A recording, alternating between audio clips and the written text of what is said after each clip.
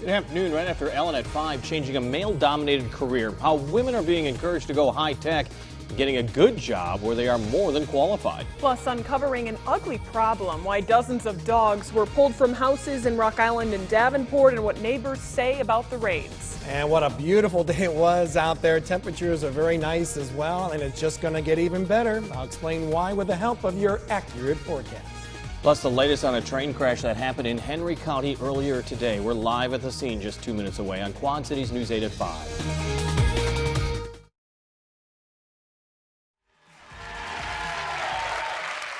Shaq and I were just dancing just now. Since Shaq is here today and he knows a thing or two about sore muscles, he's going to help me tell you all about Icy Hot Smart Relief.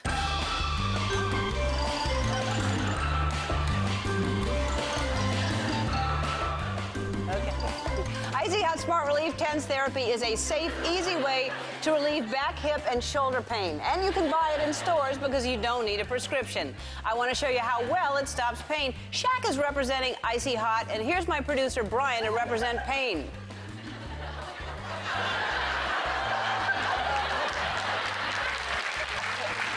All right.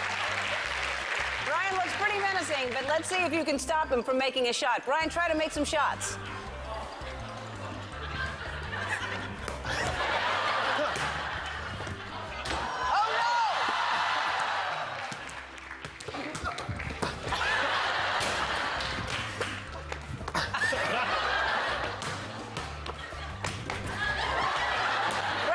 Smack.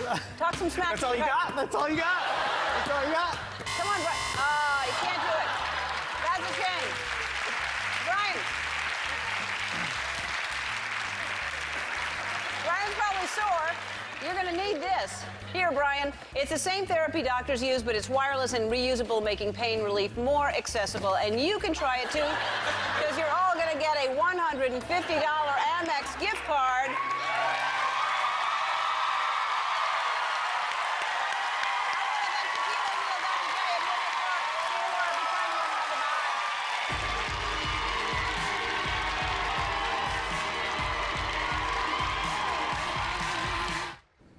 Right now on News 8, deadly crash. What happened on this stretch of railroad and the reaction from passengers on the train. Then FBI raids in the Quad Cities, what investigators say happened inside this house, and why they're concerned for the safety now of nearly 60 dogs.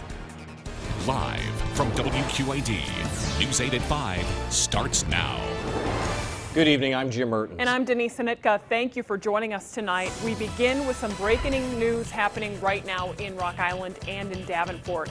This afternoon, the FBI and more than a dozen Quad City law enforcement agencies helped break up a possible dogfighting ring. About 60 dogs were confiscated when agents issued search warrants throughout the Quad Cities. News 8's Melodie explains what's next for the animals.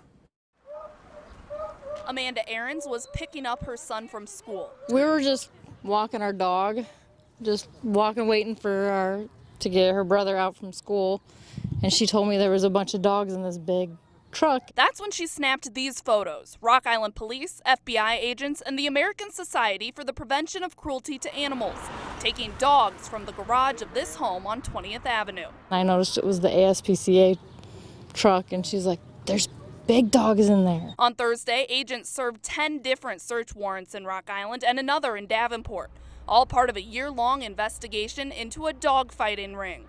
Officers seized 58 dogs, as well as drugs and a firearm. It's really upsetting, honestly, because we got our dog and he's been abused.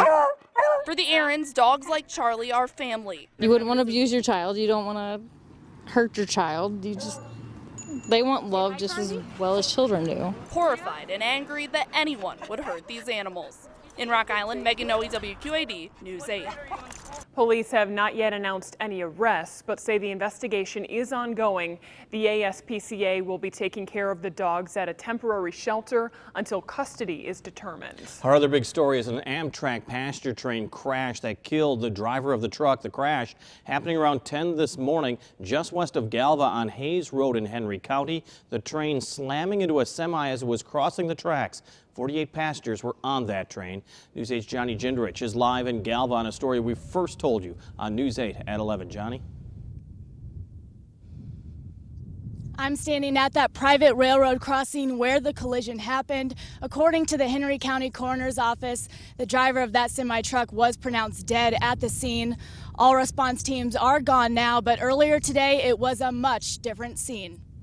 Oh my God, and then just everything started flying, so it really took me back. Passengers aboard Amtrak train 381 were traveling from Chicago to Galesburg, Quincy, and Macomb when their train suddenly stopped. The whole thing just shook and everything just started flying. I mean, I thought like a bomb went off or something. I mean, it's crazy. Jamie Walton was asleep on the train when it collided with a semi-truck going over a private railroad crossing. I was freaking out. I mean, my whole head just jerked forward, and I've never seen anything like this in my life. BNSF railroad workers inspected the scene of the accident. The cab of the semi was totaled. Just like we were running over something. I didn't know what it was. I thought like something was wrong with the tracks. I didn't think it was like we actually hit something. The train came to a stop several hundred yards after the impact. Firemen were quickly on scene to check on passengers. 4 Amtrak crew members kept passengers informed as they sat on the train for 2 hours before a charter bus picked them up to take them to their destinations. Yeah, they kept us aware of what was going on, so that was good, and they answered everyone's questions. For passengers aboard the train, it was hard to tell what was going on in the moment of the collision, and a feeling they won't soon forget. And I saw stuff like flying past the windows, and I thought we were about to like roll over or something. I was half asleep when everything happened. It was really scary. An Amtrak spokesperson told me trains plan to operate on a normal schedule this evening. Reporting live in Galva, Johnny Gendrich, WQAD News 8. Some of the passengers on the train were checked for injuries by first responders, but we're told there were no serious injuries. Crews are filling in the sinkhole that opened in a front yard in Des Moines. The Public Works Department there says that hole was caused by an abandoned mine shaft below. Crews expect it will take through the weekend to get everything repaired. Their main priority is to ensure the home is safe. The city of Des Moines will take a bulk of the cost of this. With our manpower, we'll come in and do what we do. All of that is city money, and we have monies available for that. The state of Iowa, hopefully we can get them to help us as well, along with some federal relief fund. And the main thing is that the homeowner doesn't get charged for this. The road in front of the house is also expected to be repaired. Iowa's largest utility company is sinking more money on wind energy. This morning, MidAmerican Energy announcing it would invest nearly $4 billion on a new wind turbine operation. The project could generate up to 2,000 megawatts of electricity. The company says it would be enough electricity for 85% of the company's annual sales in Iowa.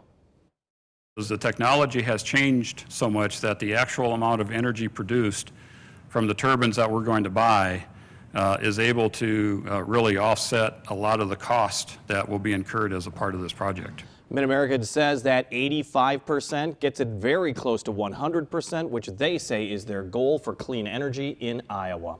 For anyone who wants spring to arrive, this is the day you've really been waiting for. Over the last 4 days, we've seen temperatures rise from 31 degrees on Saturday to near 70 today.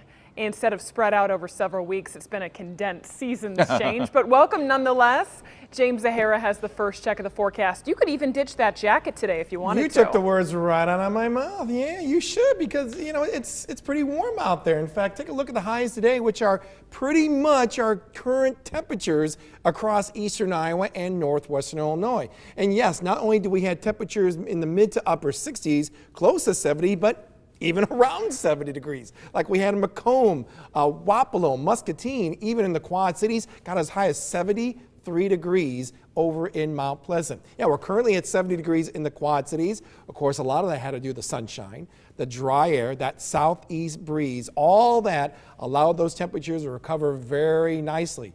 We'll expect these temperatures to cool off once again overnight, but we're right back in seeing those warm spring temperatures. A little warmer than what we had today, and I'll tell you how long that stretch is going to last coming up in just a few minutes. Denise? Thank you, James. The widow of the disgraced Fox Lake police lieutenant wants to collect his pension. Melodie Gliniewicz submitted a formal application, even though she's still awaiting trial herself on several felony charges. Prosecutors say that Melodie and Joe Gliniewicz embezzled thousands of dollars from a youth program before he committed suicide. Her lawyers claim she was a victim, though, of her husband's deceit. His pension is worth $72,000 a year. It could cost you more to attend Iowa's 3 public universities this fall after lawmakers proposed a smaller increase in funding. The Iowa Board of Regents say the latest budget proposal is $3 million less than the minimum needed to keep undergraduate tuition the same. If more money is not added to the proposal, Iowa State and Northern Iowa will need to raise tuition. The University of Iowa already is raising tuition by $100 per semester, but says it might need to add more if this plan is approved. Families south of the Quad Cities are learning what to do tonight to protect themselves from lead contamination in their water. News 8's Jared Ransom is live in Galesburg with a look at how the county's responding to this concern. Yeah, Denise, tonight the Knox County Public Health Department here in Galesburg is set to be anything but ordinary as they lay out their lead plan to keep people in Galesburg safe from lead contamination. This is a story we've been following all month long. Now, at least 4,700 service lines connected to homes in Galesburg have traces of lead, and about 1 in 20 children under 6 have some sort of lead poisoning higher than the normal state standards. Now, that includes the Peel family, who you heard from first here on Tuesday. All 4 of their children have been tested positive for high lead levels. They told WQAD News 8 that if they knew the lead was a problem, they wouldn't even have bought their house in the first place. Now, Congresswoman Sherry Bustos today told the EPA that they needed help addressing the issue, and the Peel family hopes that help comes quickly. We got threatened to have DCFS called on us for high levels of lead and, you know, try and get all the stuff on the house fixed they want. And if the water still has lead in it, it's still going to be a big problem. Now, the health department is expected to lay out their plan to keep as many people safe as possible, to keep them informed as they deal with the lead issue. We're going to be at the meeting tonight, and we'll lay out that plan tonight at 10. Reporting live in Galesburg, Jared Ransom, WQAD News 8. The issues with lead may extend beyond Galesburg. 4 out of every 5 homes in Knox County were built before 1978, which means their service pipes are made of lead. A Galesburg teenager is receiving national honors for her campaign against bullying. 8th grader Katie Dunbar is the 2016 Caught in the Act Award winner. Katie says she felt the pain of being bullied, but says starting a club at school and offering random acts of kindness was her way to help herself and others. I want the impact to be stop bullying and everyone to know that even when you're down, you have someone there for you. She's gotten to the point where it's bigger than just Lombard. It's about impacting the community and the kids. Katie will get a $2,000 cash prize. She plans to continue her anti-bullying campaign next year at Galesburg High School. And we'll show you how the school and her classmates surprised her tonight on News 8 at 6. New numbers that is out this afternoon show Illinois is shedding more jobs in manufacturing, but adding jobs in the hospitality, construction, transportation, and utility industries. The Illinois unemployment rate ticked up 1/10 of a point to 6.5% in March because 9,600 people were added to the unemployment rolls. The good news is that the state's labor force grew by almost 38,000 people. 28,000 of those people landed newly created jobs. Well, we do know many people are advancing their careers by pursuing high-tech jobs, but men fill nearly 75% of those positions. News 8's Megan Noe explains why women could be perfectly suited to fill this growing demand. The only resolution I found to solve that is decrypt it, uninstall it. Courtney McFate is used to working with the guys. My entire team that I have are all male. My supervisor is male. As the lead hardware technician for Unity Point, she's in and out of hospitals and clinics, fixing whatever's broken. I'm just looking for one little screw. But McFate knows her work environment isn't exactly traditional. If you don't see yourself and have the self-confidence of working just with, males, it can be a little intimidating. But most of the males that I work with, they're great. They see me as an equal. They see me as just as good as they are. And so I don't personally have that problem where I work. But I've seen it. Women make up nearly half the workforce. But when it comes to IT jobs, it's a different story. Men outnumber women 3 to 1. We have a huge shortage right now from an IT talent perspective, where women specifically have a great opportunity. Janetta Williams has more than 20 years of staffing experience. She expects jobs in cybersecurity and mobile apps to take off, and says women already have many of the skills needed to break into this male-dominated field. Definitely somebody who has strong analytic background, somebody who is creative and creative thinking, somebody who has excellent customer service skills, who's interested in taking technology to the next level. I'll have a brand new laptop for you. For McFate, it was a college professor that encouraged her to make the leap. My teacher just saw the knack that I had for computers, and she gave me the push to do it and said, if anybody could do it, you could. And so I did. And she hopes more women will take the initiative to tackle technology. In Rock Island, Megan Noe, WQAD News 8. Both Blackhawk College and Scott Community College offer courses in information technology to help you take that first step. The U.S. Bureau of Labor Statistics predicts the IT industry will add more than 1 million jobs within 8 years. Still ahead, avoiding big tax problems. The tax deadline just days away. How to avoid scams that could take your money, coming up. And temperatures today were close to 10 degrees above the norm. Wow, I tell you.